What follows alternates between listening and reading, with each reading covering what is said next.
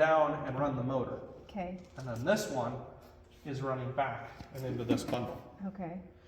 So when the motor runs, it generates the third leg, gets smoothed out inside of that box, and then fed in where everything else is. Okay. So what we lose is we lose the amount of power necessary to spin the motor. So that's why we get 50 amps coming in. We do not get the equivalent power coming out, but we get a pretty good amount. Okay. And that's your phase converter. So we've got 2 plugs in order to plug in a machine. What you want to do is you want to turn this on, which I've got unplugged, so it's not going to start the motor. You'll hear the motor, and it'll stabilize. Takes like a second. Okay. Then you can plug in or turn on the machine. Okay. But you want to wait until that motor stabilizes before you turn on the machine. And then over on this side, we've got a breaker panel. So this is the same style panel that we've got everywhere else.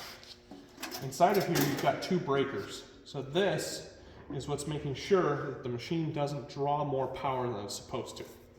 If something goes wrong, it'll blow one of these. It'll just trip.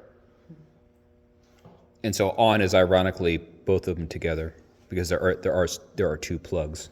Right. That's how they are. Like Yep. that's how they go. So I didn't know that. I had it backwards when I first started trying to turn it on.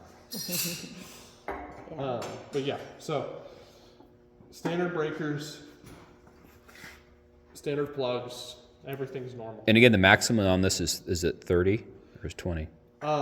Right now I have it wired for 2 20 amp plugs. If you get a piece of equipment that needs 30, we can rewire It's one. 2 20 amp ones. Yep. Yeah. Yep. And then if we do need to do something else, we have the power available to put a 30 on here.